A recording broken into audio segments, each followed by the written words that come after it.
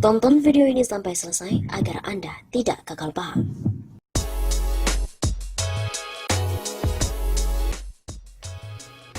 Istana sedang krisis, Prabowo pun akhirnya tawarkan kepemimpinan baru.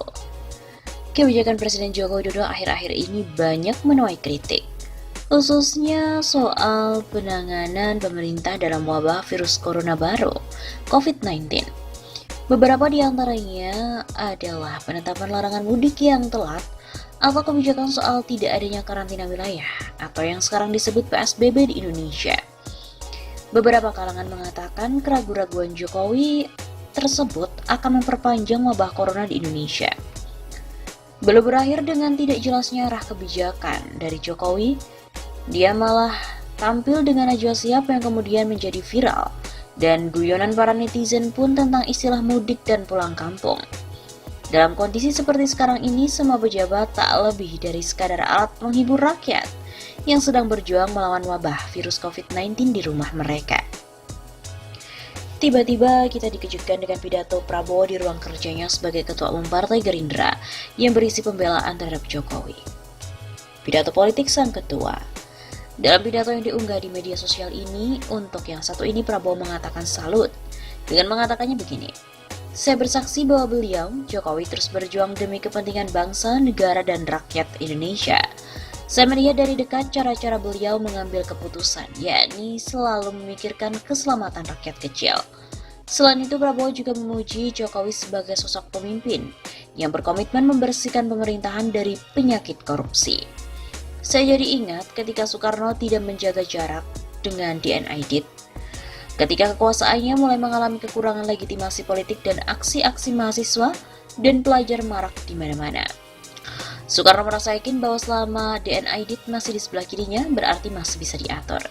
Sebab Aidit memanfaatkan kekuasaan Soekarno untuk melakukan kudeta.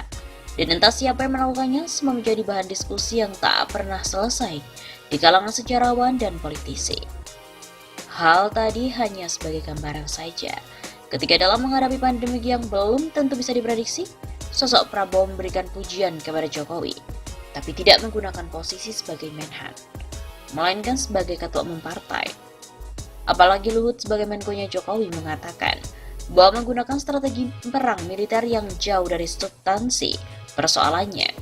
Gojekan, celometan, para pejabat istana tidak memiliki dampak yang bagus untuk legitimasi politik Jokowi. Seperti teori Gaetano Mosca, bahwa pengakuan terhadap elit yang memiliki legitimasi adalah terdapatnya suatu keyakinan yang menunjukkan mengapa the rulers, pemimpin atau penguasa dipatuhi oleh kepemimpinannya. Pemimpin atau aturan yang keluar dari pemimpin akan dipatuhi jika pemimpin memiliki legitimasi. Melihat teori tadi, pemahaman kita pun justru menjadi lain, sebab Prabowo adalah kompetitor Jokowi di Pilpres dan kalah. Lalu sebagai seorang patriot, dia menerima tawaran menteri pada Pilpres kedua dengan alasan untuk rekonsiliasi bangsa. Pidato itu juga memberikan pesan dan kesan yang secara implisit bahwa secara legitimasi dari politik Jokowi ini sudah habis. Dan lebih jauh, Prabowo mengatakan untuk itu saya meminta kepada seluruh saudara yang telah mendukung saya dalam mengambil keputusan berat masuk dalam koalisi Jokowi untuk percaya bahwa saya tidak akan mengambil keputusan yang merugikan partai. Kita harus mendukung unsur-unsur pimpinan kita. Bahkan dijelaskan lebih jauh oleh David Easton. Legitimasi adalah keyakinan dari anggota masyarakat yang mentaati dan menerima berbagai kebijakan yang dibuat dan haknya telah dipenuhi oleh penguasa sebuah rezim. Legitimasi merupakan sebuah konsep keterikatan yang kuat antara pemimpin atau pemerintah dan masyarakat yang dipimpin. Ironis memang, tapi kenyataan tadi membuktikan bahwa Prabowo ini meyakini adanya ketidakpercayaan kepada istana terhadap penanganan wabah virus ini yang tidak jelas. Lalu Prabowo ingin mengatakan pada para pendukungnya bahwa dia masih ada dan konsisten ingin membantu rakyat.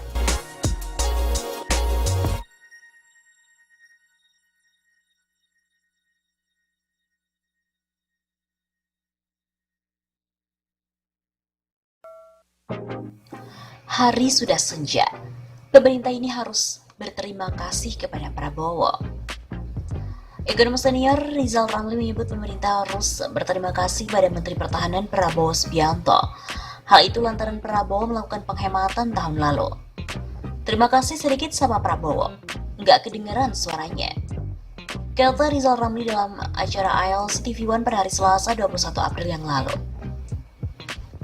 di mana dirinya tidak menandatangani proyek pembelian alat utama sistem pertahanan atau alutsista, sehingga di saat pandemi corona, pemerintah ini masih punya anggaran yang mungkin bisa dipakai untuk menangani corona.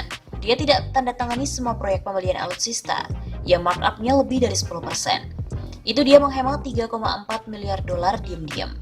Total 50 triliun karena biasanya total markup alutsista itu ratusan persen, ada yang ribuan persen. Dia maksimum 10%. Di atas 10% dia nggak mau tanda tangan. Dia sudah lapor sama Jokowi sekitar 3,4 miliar dolar itu hampir 50 triliun tahun kemarin. Begitu katanya. Dalam kesempatan itu, Rizal juga menyebut pemerintah masih punya uang untuk difokuskan menangani corona. Dirinya meminta pemerintah menunda dulu proyek pembangunan infrastruktur yang ada di tanah air. Kemudian anggaran proyek pembangunan infrastruktur itu bisa digunakan untuk menangani kasus corona. Misalnya untuk proyek pembangunan ibu kota baru. Pemerintah masih punya total 207 triliun rupiah. Hentikan proyek infrastruktur yang nggak jelas juga, ibu kota baru itu. Hentikan dulu pakai uangnya untuk tangani corona. Begitu kata Rizal Ramli. Selain itu, Menhan juga meminta masyarakat untuk percaya pada pemerintah. Dalam kondisi pandemi COVID-19 ini, Menteri Pertahanan Republik Indonesia Prabowo Subianto meminta kepada masyarakat termasuk kepada seluruh kader Gerindra untuk tetap percaya kepada pemerintah. Tak hanya pemerintah, masyarakat juga diminta turut bahu-membahu menghadapi pandemik dengan mengikuti anjuran yang telah disosialisasikan. Hal itu disampaikan oleh Ketua Umum Gerindra, Prabowo Subianto dalam taklimat yang disebarluaskan melalui media sosialnya pada hari Rabu 22 April yang lalu.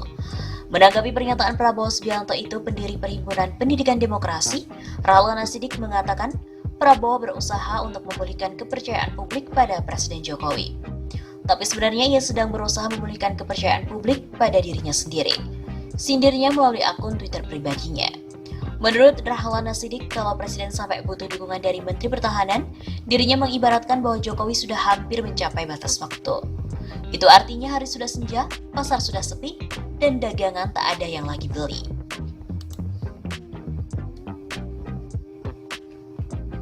Genap 6 bulan Partai Gerindra masuk dalam koalisi pemerintahan. Selama berada di lingkaran istana, Ketua Umum Partai Gerindra, Prabowo Subianto mengaku telah melihat kinerja Presiden Joko Widodo dalam memimpin bangsa. Sekarang kita bekerja sama dengan Presiden Bapak Joko Widodo. Selama saya menjadi anggota kabinet beliau, saya bersaksi beliau terus berjuang demi kepentingan bangsa dan rakyat Indonesia. Kata Prabowo dalam taklimatnya kepada seluruh kader Gerindra yang disampaikan beliau melalui media sosial. Prabowo yang kini menjabat sebagai Menteri Pertahanan di Kabinet Indonesia Maju berpandangan kebijakan yang diambil oleh Jokowi di periode kedua tak mengenyampingkan rakyat. Saya melihat dari dekat cara-cara pengambilan keputusan beliau dan selalu menjadi dasar pemikiran beliau adalah keselamatan rakyat yang paling miskin dan rakyat yang lemah. Tak hanya itu, Prabowo juga meminta dan melihat komitmen Jokowi untuk membersihkan pemerintahan dari perilaku korupsi. Oleh karenanya, sebagai pemimpin tertinggi Gerindra, ia mengaku berterima kasih kepada seluruh pendukungnya yang sudah memberi kepercayaan untuk bergabung ke dalam pemerintahan 2019-2024.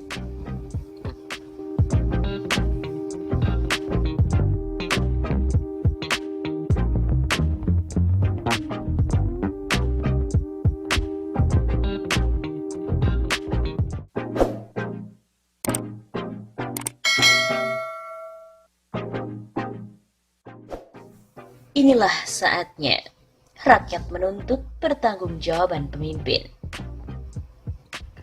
Sejarah konsepsi politik mengajarkan kepada kita bahwa negara merupakan satu titik di mana orang-orang meletakkan harapan dan cita-cita bersama. Pada titik inilah orang-orang bersepakat untuk mengatur dan menata kehidupan dalam upaya untuk mencapai kesejahteraan hidup. Negara sebagai perwujudan dari kontrak sosial adalah buah dari pengalaman panjang manusia mengarungi peradaban, di mana di dalamnya terjadi benturan dan chaos. Berangkat dari pengalaman itu, maka kehadiran negara sepatutnya menjadi solusi sistematis bagi problem yang tengah dihadapi masyarakat, penghuni negara, dan kemudian disebut rakyat. Demikian pula halnya dengan pemerintah. Selaku penyelenggara negara, Amanah yang harus dijalankan sebaik-baiknya adalah memastikan bahwa negara sebagai sebuah solusi sistematis berjalan sebagaimana mestinya. Pemerintah dalam hal ini berkewajiban mencarikan jalan untuk mewujudkan tujuan bernegara yang bermuara pada kesejahteraan rakyat, dalam arti yang sesungguhnya.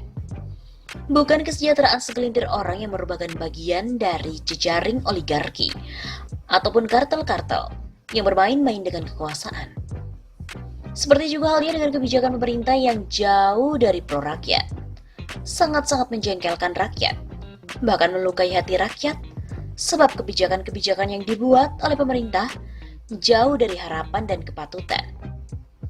Sementara dikala kebijakan yang dibuat tidak berpihak pada rakyat, bahkan malah mengkhianati rakyat, merugikan dan membuat susah hidup rakyat.